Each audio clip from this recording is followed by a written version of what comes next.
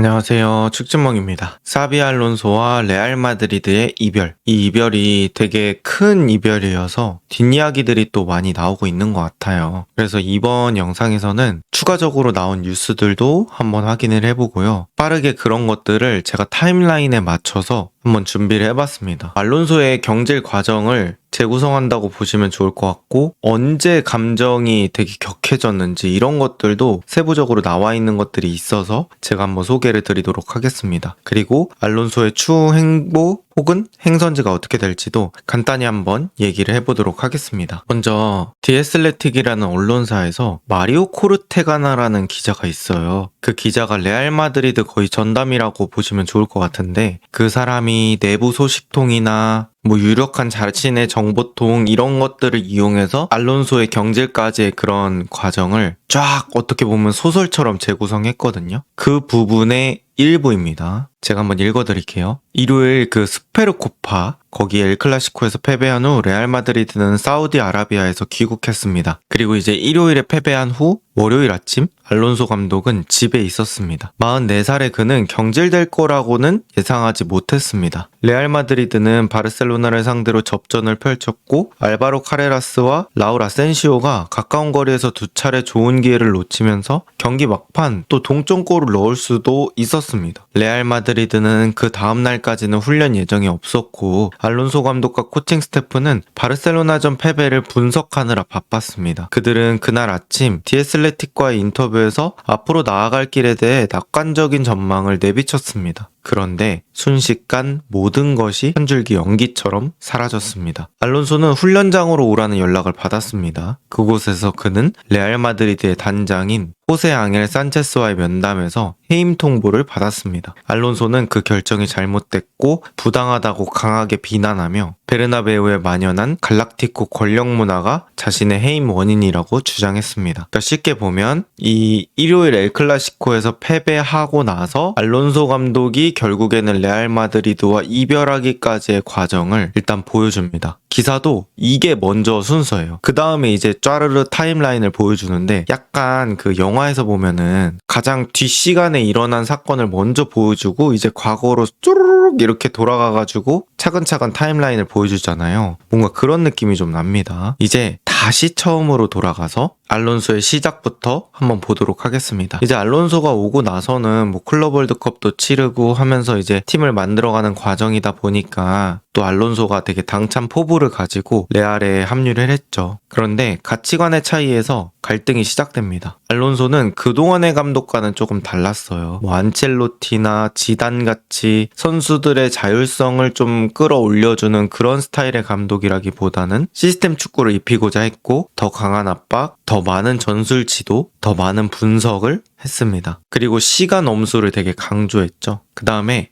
훈련에서의 정보 유출을 막기 위해서 훈련장과 라커룸 출입을 아무나 못하게 했습니다. 그런데 이 부분이 갈등의 어떤 시발점이 됩니다. 이렇게 알론소 감독이 조금 더 빡세졌다고 표현하는 게 맞겠죠. 그렇게 팀을 운영하면서 한 10월 정도 되자 팀 내부에서 불만이 생겨나기 시작합니다. 레알 마드리드 선수들은 스타 플레이어고, 이런 알론소 감독의 팀 운영 방법이 기량을 발휘할 자유를 제한한다고 선수들은 생각하게 됩니다. 그리고 알론소 반대파 인물의 대표적인 선수들로 비니시우스, 벨링엄, 발베르데 이런 선수들이 그 당시에 거론이 됐었습니다. 비니시우스는 말 안 해도 아실 거고, 벨링엄은 음바페, 비니시우스 같이 선발로 쓰다 보면 자신이 또 수비적인 역할을 해야 되다 보니까 그런 부분에서 불만이 좀 있었을 것 같고요. 발베르데도 사실 알론소 체제에서는 조금 애매해지면서 그런 거에서 나를 왜 이렇게 못 쓰지? 이렇게 생각할 수는 있는 것 같습니다. 어쨌든 저 세 명이 반대파 인물로 지목이 됐었고요. 그리고 이제 좀 결정적인 사건이 있었죠. 바로 10월에 엘클라시코 사건입니다. 레알 마드리드가 엘클라시코에서 2대1로 승리했습니다. 지난 시즌 엘클 4연패 한 거를 어떻게 보면 극복하는 승리였는데요. 그때 이제 알론소 감독이 2대1로 이기니까 좀 지키는 축구를 하고 싶어서 가장 그날 폼이 좋았던 비니시우스를 72분에 교체합니다. 그리고 비니시우스는 이 상황에서 매우 많이 짜증을 냅니다. 나가면서 항상 나야 팀을 떠나는 게 나을 것 같아 라는 식으로 얘기를 합니다. 그리고 이 이후에 뭐 비니시우스가 막 경기장을 떠났다가 다시 결국에는 벤치에 앉기도 하고 막 그런 사건들이 있었죠. 그러면서 뭐 지구 반대편에 있는 저까지 알 정도니까 이 비니시우스가 자신이 교체된 거에 대해서 엄청나게 불만을 가졌다. 그리고 그런 것들은 걷잡을 수 없이 확산이 됐었습니다. 근데 이제 이런 것들이 불씨가 커지다 보니까 비니시우스가 엘클라시코 이후에 페레즈한테 호출을 당합니다. 그래서 페레즈 회장하고 만나가지고 뭐 페레즈한테 사과를 했어요. 비니시우스는 실제로 레알 마드리드의 페레즈 회장을 되게 존경한다고 알려져 있고요. 그때 이제 비니시우스와 레알 마드리드의 재계약 그런 이슈도 있었는데 비니시우스는 알론소와 관계가 좀 좋지 않으니까 계약 연장이 망설여진다 뭐 요런 얘기도 있었다고 합니다. 뭐 레알 입장에서 구단 입장에서는 비니시우스를 잡고 싶은데 또 알론소와 관계 이런 얘기를 하니까 또 마냥 좋게 들을 수는 없겠죠. 그래서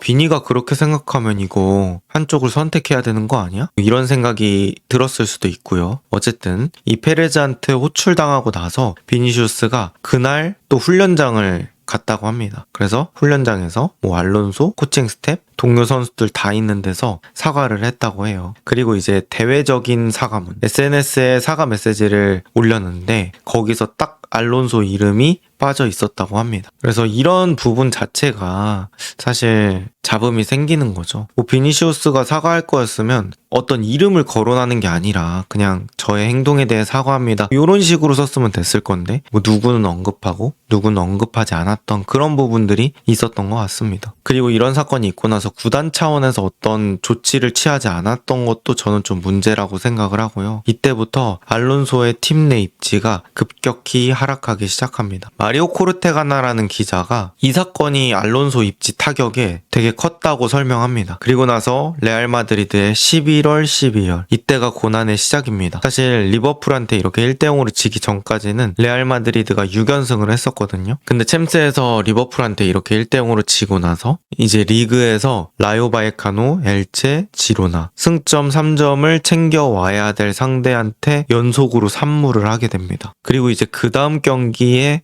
빌바오, 그 다음 경기에 셀타비고였는데 빌바오에겐 이겼지만 셀타비고에게 지면서 5경기 1승 3무 1패 승점을 완전히 까먹었고요. 이러면서 경기장 안팎으로 분위기 많이 흔들렸고 경질 이야기도 이때 솔솔 나왔던 것 같습니다. 그리고 이제 되게 중요했던 날을 12월 3일로 얘기를 합니다. 이게 빌바오와의 경기였거든요. 빌바오와의 경기는 빌바오 원정 가서 0대3으로 이겼어요. 근데 알론소 감독이 이 빌바오 원정 당일이 아니라 전날에 선수들한테 같이 이동을 지시를 했었나 봐요. 그러다 보니까 그때 이제 선수단 일부에서 이거에 대한 또 불만이 나왔다고 합니다. 그냥 당일에 가면 되지 왜 또 전날부터 가가지고 이렇게 힘들게 하는 거야. 이러면서 또 불만이 있어서 내부 갈등이 있었다고 하고요. 알론소 감독이 이런 것들을 좀 잡기 위해서, 누그러뜨리기 위해서 승리할 경우 이틀 휴가 줄 테니까 진정해라. 뭐 이런 식으로 얘기를 했다고 합니다. 이거부터가 조금은 이제 알론소가 양보하고 뭔가 분위기가 달라진 게 느껴지죠. 근데 이러고 나서 셀타비고한테 0대2로 홈에서 졌어요. 비긴 것도 아니고. 그러다 보니까 이때 아틀레틱 빌바오 이기고 나서 이틀 휴가 줬던 게 또 비난을 많이 받았습니다. 그러니까 알론소 감독이 뭐 여기저기서 좀 압박을 받고 있는 상황이었죠.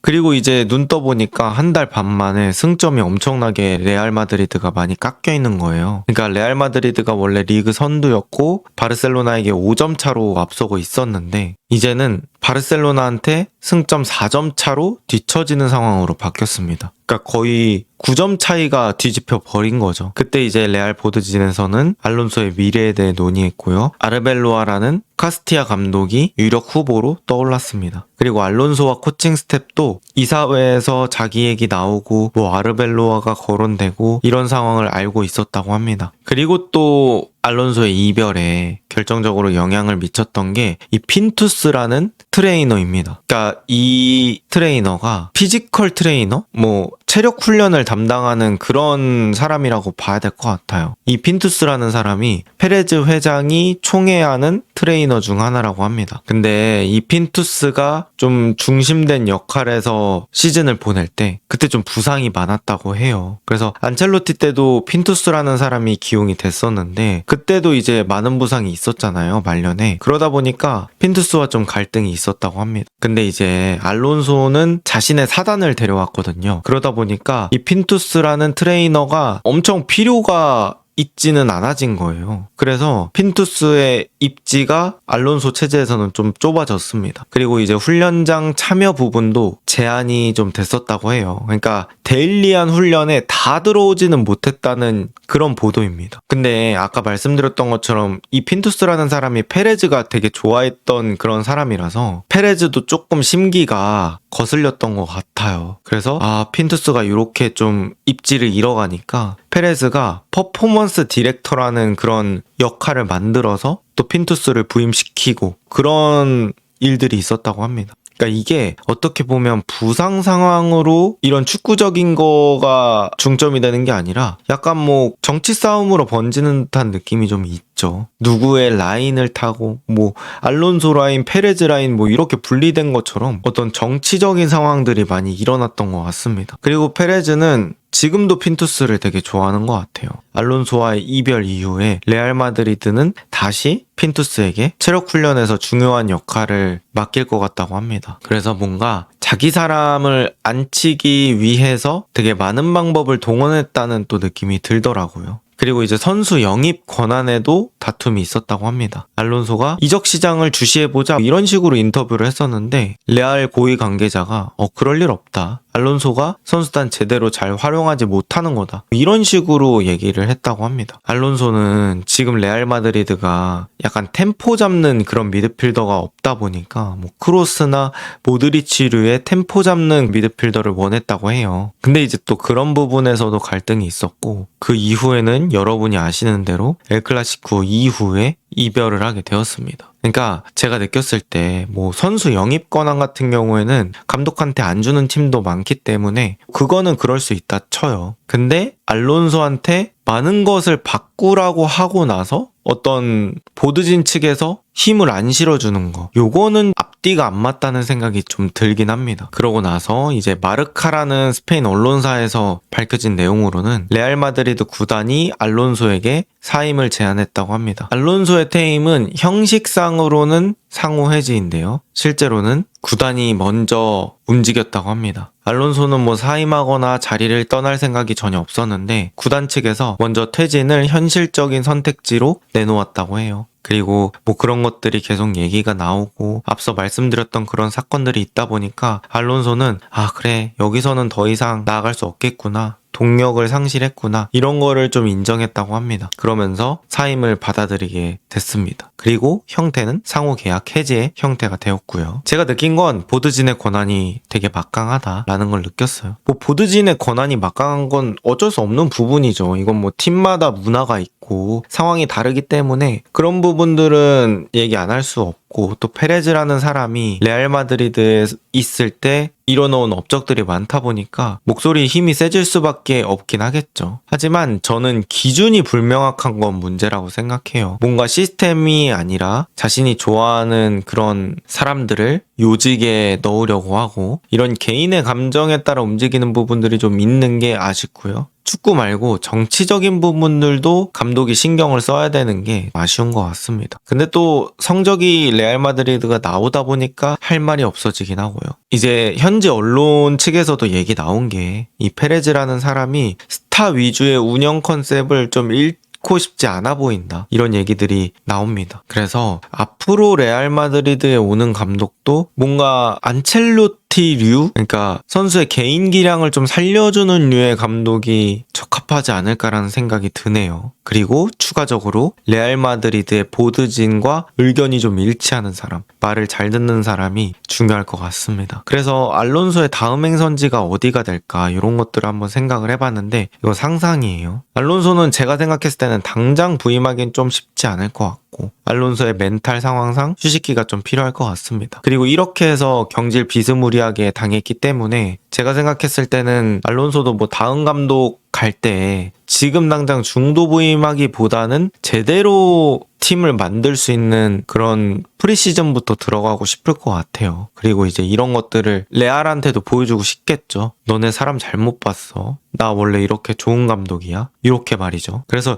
여름에 큰 이동이 있지 않을까 싶고요. 이동할 수 있는 팀? 그런 것들을 얘기해보면 일단 리버풀? 저는 그림도 좀 잘 맞고요. 슬롯의 불안함도 분명히 있기 때문에 알론소께 잘 어울릴 것 같아요. 본인이 선수 때 뛰었던 팀이기도 하고 맨유는 이제 리버풀과 라이벌 구단이고 알론소 성격상 그런 것들을 신경 안 쓰진 않을 것 같아서 맨유는 좀 어려울 것 같고요. 바이언에서 또 뛰었었는데 바이언은 뭐 콤파니가 잘하고 있기 때문에 굳건하고 맨시티 얘기도 어느 정도 나오더라고요. 근데 뭐 펩의 계약 기간이 남았고 펩이 돌발로 나가지 않는 이상 제가 봤을 때는 시티도 쉽지 않은 선택지가 될 것 같습니다. 뭐 다음 행선지는 지금 당장은 그냥 상상에 맡겨보는 수밖에 없을 것 같아요. 일단은 이렇게 정리를 해봐야 될 것 같습니다. 사비 알론소의 어떤 레알 마드리드와의 짧은 인연이 이렇게 끝났고요. 어떻게 보면 많은 생각을 하게 만드는 그런 사건이었던 것 같습니다. 이번 영상은 여기까지입니다. 좋은 하루 보내세요.